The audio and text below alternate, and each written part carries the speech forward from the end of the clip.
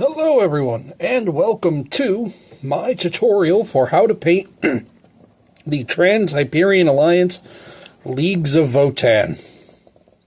So, if you've been watching my hobby vlogs recently, you'll know that this is the league that I'm painting for my... this is the league I've chosen to paint for my army. It's a lot of fun to paint. It's a very unique color scheme, which I think is one of the reasons that I chose to actually go with an established color scheme, an established sub-faction rather than homebrew it. But yeah, no, these have been a lot of fun. So, I hope you enjoy the tutorial to come. Up next, however, I'm going to be going over all the paints used, that you're going to use to paint this model. This tutorial will not include how to paint the base. The base, I already have a tutorial video on how to paint it. So, it'll be in the video description below if you want to learn how to paint this base scheme as well. But, without further ado, let's get into it. Alright, and the first thing you're going to need is a good primer.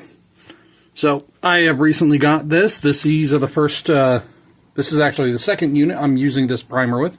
The new Pro Acryl matte gray primer. Great primer, where it goes on really smooth. Highly suggest it. You're going to want to go with a gray primer for this color scheme. Just a really good starting point for all the colors you're going to use. For the orange armor, you're going to use a combo of two paints. All parts that will be painted orange are going to be base coated with dark ivory. And then you're going to go over it with Pro Acryl's Nova Orange. If it isn't obvious already, almost every single paint you're going to see in here is Pro Acryl. Sometimes I will give a Citadel equivalent. So for Nova Orange, a good Citadel equivalent might be Fire Dragon Bright. But yeah, so these are the two main armor colors you're going to use. For your soft armor, you're going to be using Neutral Gray. A good Citadel equivalent might be, I believe, Dawnstone, the one that's just one shade lighter than Mechanica Standard Gray.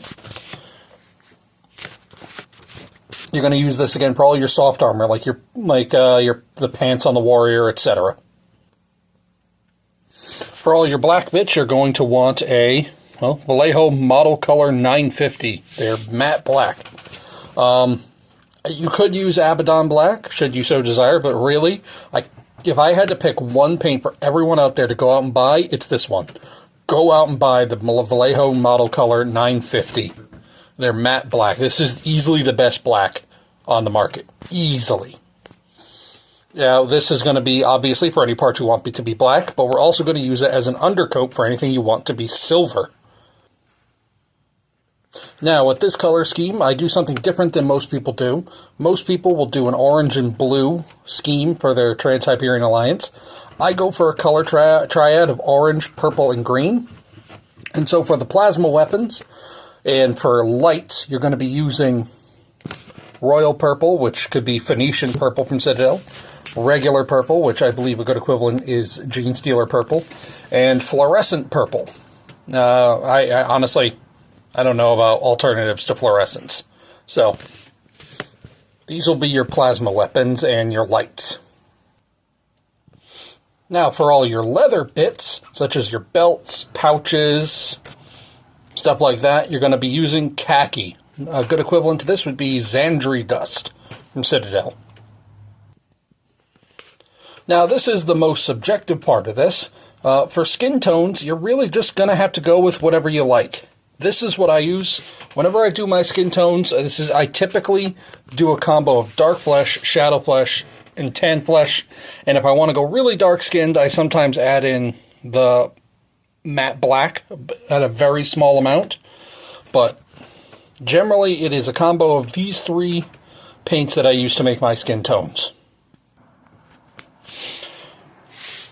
Now, this is another color that could also work well for skin tones, but in this scheme, what you're using it for is, you're using it for, like, the hair of the mini, but also, you're going to use this as an undercoat to all the parts you're going to paint gold. So, similar to how you use black to undercoat silver, you want to use a brown to undercoat gold. And rounding off the triad, we have greens. You're going to use very little of this on the model itself. This is more prominent on the base. But for greens, you're going to use the green, which I think the equivalent would be like Warpstone Glow from Citadel. And you're going to want fluorescent green over it. These next two colors are used in very small amounts. Dark burgundy you're using for things like on the handle of the weapons. Also, you could use this for anything like tassels the model may have. And regular ivory, rather than dark ivory, you'll use for freehanding the stripe on their armors. Onto metallics. For your silvers, you're going to be using Vallejo Metal Color, Dark Aluminum. Great color, nice, bright, vibrant shades well. And Pearl Acryl's Light Bronze. Not entirely sure what a Citadel equivalent would be. Maybe Liberator Gold, should you so desire. But it's more of a silvery gold that you're going for there. And finally, for your shades, you're going to be using Reikland Plus Shade, Agrax Earth Shade, and Nuln Oil. And occasionally, you may want to get Lamian Medium to help thin them down. I use mostly Pro Acryl, but Citadel shades are still A tier to me, so I still use Citadel shades. And without further ado, let's get into the tutorial itself with the first step. And now to begin, as you can see, the model has been fully primed. Nice even coat. Again, the matte gray primer from Monument Hobbies, it's such a damn good primer. Went on really smooth. I'm not seeing any kind of clumping, any kind of buildup anywhere. Everything's nice and crisp. It'll be an amazing start.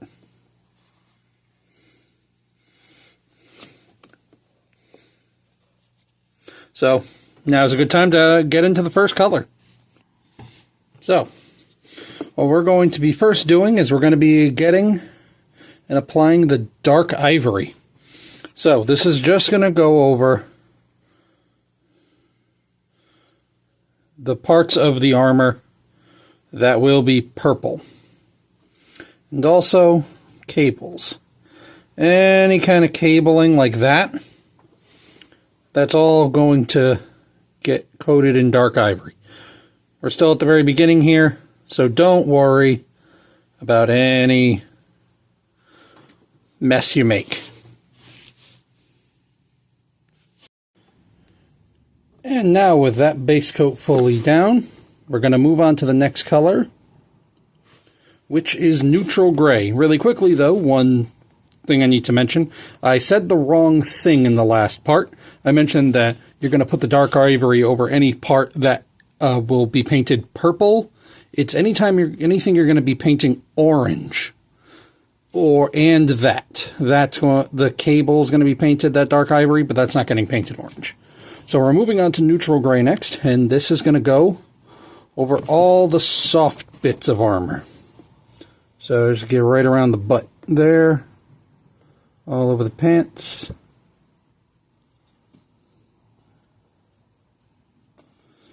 And any bit of cloth other than the gloves. The gloves, it's okay if you get them gray, but the gloves won't be gray. So you're going to apply 2 coats of that, and we'll be right back. And with that, the gray bits are done. Now we're going to move on to the next color, which is black. So just going to get a little on my brush. And this is going to go over any part that you obviously want black, but also any part that you want silver.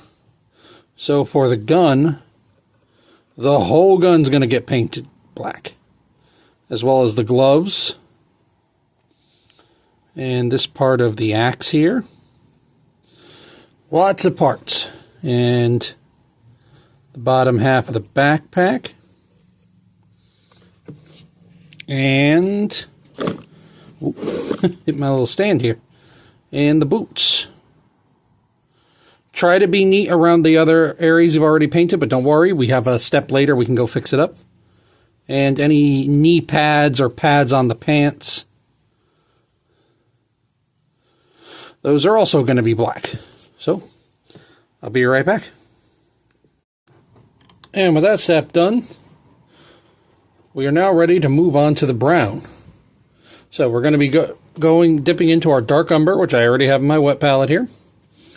And dark umber is going to go onto all of the parts that you may actually want dark umber, if you may take that creative choice there. But also anything you want to be gold.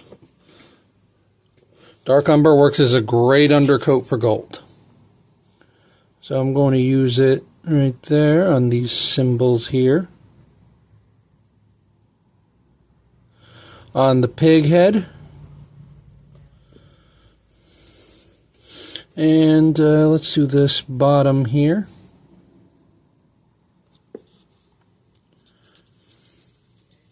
And yeah, that should actually be it for now. So, pig head, symbols, and I'll be right back. And with that step done, all the browns are base coated. We're going to move on.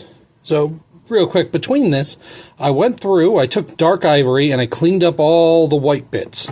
Because now, we're going to do orange. We're going in with Nova Orange, and this is just going to go all over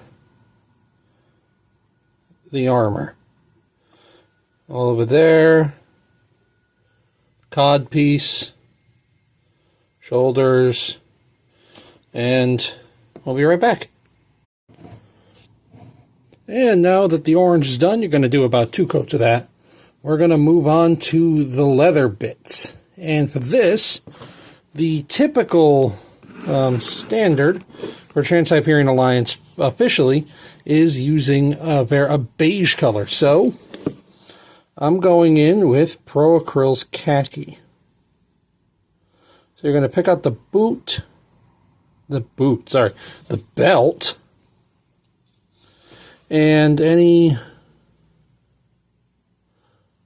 leather pouches. This will probably take 2 or 3 coats, so just take your time. And with that done, we're just going to move on to the next step. So, the next step you're going to want to do is your purples. Oh, also, I went back and I shaded it, I painted in the hair with dark umber. So it can go along with the skin tone that we're going to be doing soon. So, with the dark purple, this is actually royal purple. What you're going to do is you're just going to paint the plasma blades and any lights you have.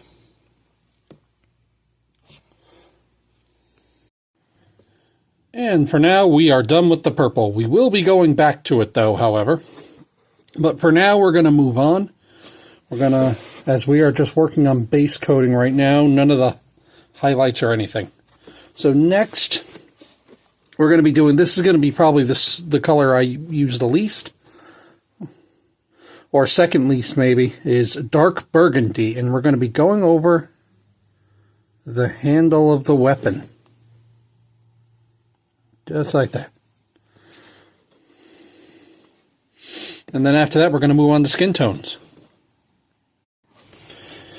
And now with that done, this is where it's going to come into decision making on your end. So as I've already shown, the 3 major paints I use for skin tones being dark flesh, shadow flesh, and tan flesh, you're going to have to start figuring out for yourself what kind of skin tones you want to make.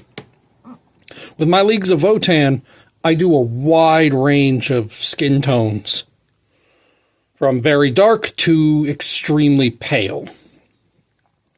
So for this one, what I have done, you're going to want to create a base coat for it. And what I've done is I have done a 50-50 mix of dark flesh and shadow flesh. And that is going to be my base skin tone.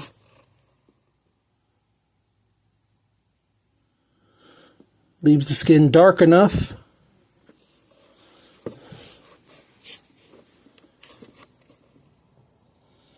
that really, depending on how much you want to highlight, you can go a variety of ways with it.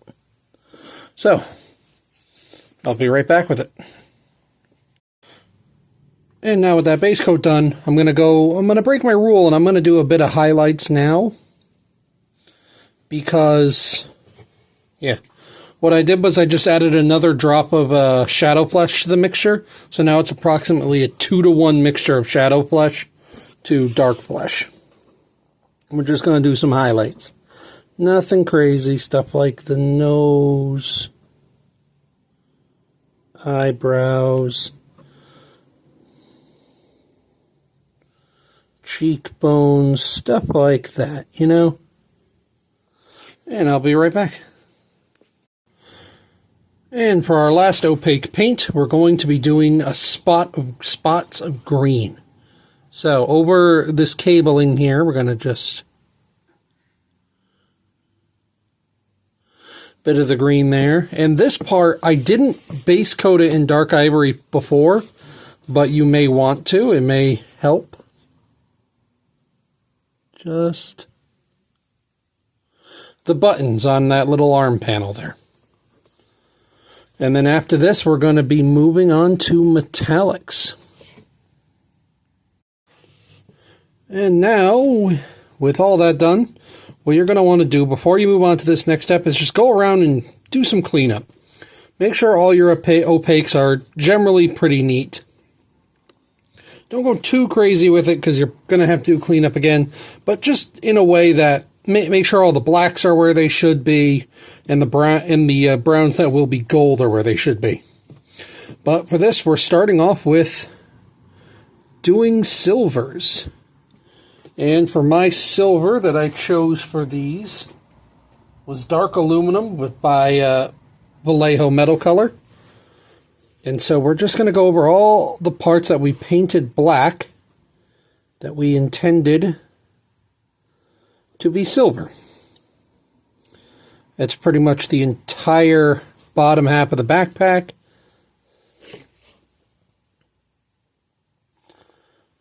This thing up here, these little nodes, like half the gun.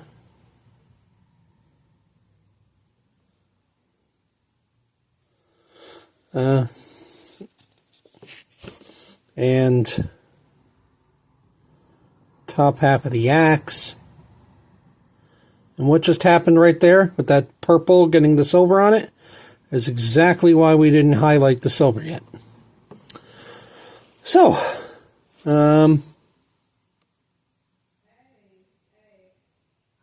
belt buckle maybe. I'll let you choose, as if I can stop you. But, so just take your time, be as neat as you can. And after this, we're going to move on to the gold. And now it's on to the gold, which is admittedly quite a lot less, but still an important part. So, if you remember, you undercoated these with dark brown. So now you're just going to go over those dark brown bits you want to gold with light bronze from Pro Acryl. I like this color. It's a very silvery gold. Gives it a nice shine. And then after this, we'll just do cleanup, and then we'll move on to shading. And now with cleanup and the gold done, we're going to move on to shading. So, first shade we're using is Nuln Oil, and this one's probably going to be the one you use the most of. You're just going to go over all your silver bits. I realize I did not clean up the purple on the axe. When I come back for the next step, that will be done. So you can go just shade in the silver bits and all the gray bits. And then after that, we're going to move on to shading the gold and the skin. And now with all that shaded, we can move on to the flesh and the gold. So, with this, I do a kind of a mix shade. I will mix Lamy and Medium with Reikland Flesh Shade at approximately a 1-to-1 ratio. And then just do an all-over wash of all the gold bits. Be careful not to get this onto any of the silver, if you can. But just let it get in there and wash, and then do it on the skin.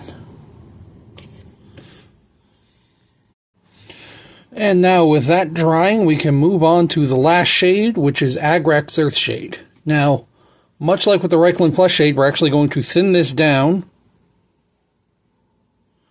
with Lamian Medium. And all over the khaki bits, we're going to do a wash. But then we're also going to do this for the orange bits. However, it's going to be a recess shade. So you're just going to get a little bit on your brush there. And then just wipe some of that off.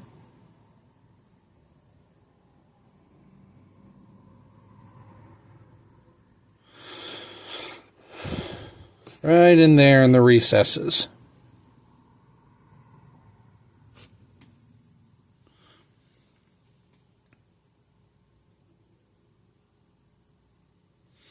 And just take your time with it. Don't want to make a mess.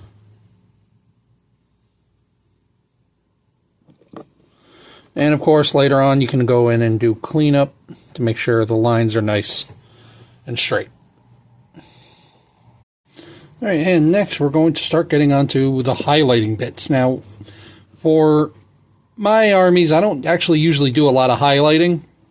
I usually just try to make very vibrant, crisp colors as my base. But with this army, some things kind of need to be highlighted a bit. So, what I have done, we're starting off with the Plasma Glow. Or rather, the Plasmid Blades.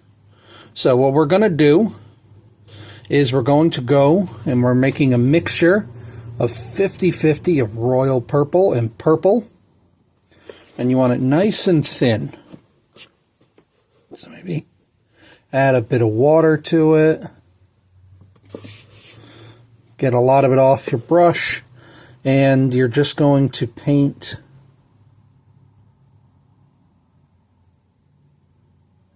like that. Cover as much or as little as you want.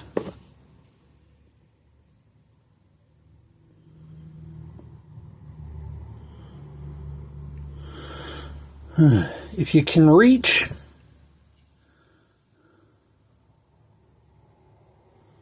get it along the insides too. But I'm not going to worry about it too much because no one's going to even see the other side of this blade, so.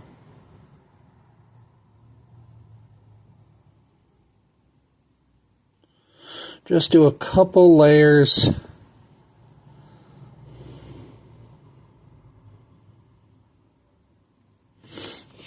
And if you want, you can do this coat on the light as well. But you really don't need to, so just let that dry.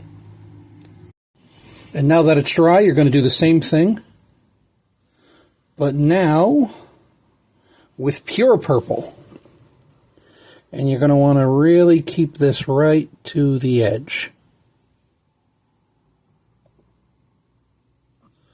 Make sure you thin it down plenty. But, yeah, this one's going to be your brightest color. Now, it's not going to be a very smooth transition yet. That's fine. The next step, we're going to start going in with fluorescence, and that'll change everything. And now, finally, we're going to move on to basically the last step. And that is the fluorescence. So, with this scheme, I actually use quite a bit of fluorescence. So, I use, obviously, the Pro Acryl fluorescent line, but any fluorescent should do. And we're going to start with the greens. So, with a fluorescent green, you're going to go over these buttons that we had painted previously. And let it spill over a bit. That's fine. Really get it in there. It's going to, like, this is a fluorescent. It's not going to be totally opaque. So, it's okay to be a bit messy with it.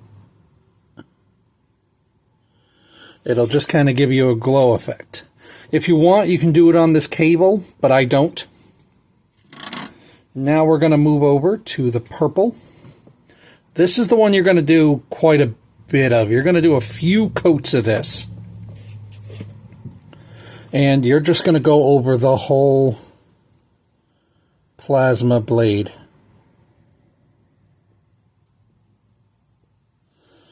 And you're going to go over the light in its surrounding area. And I'll be right back. So, I may have misspoke a minute ago. The fluorescence is not the last step. This is. For our final step, we just have to do some light freehand on the shoulder pad. Now, since it's Trans-Hyperion Alliance, they all have a white stripe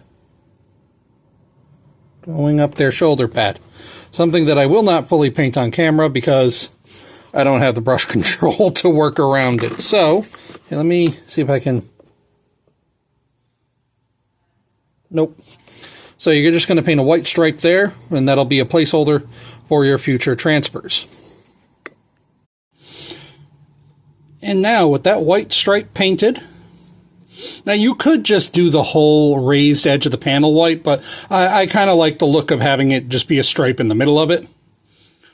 The model itself is basically done.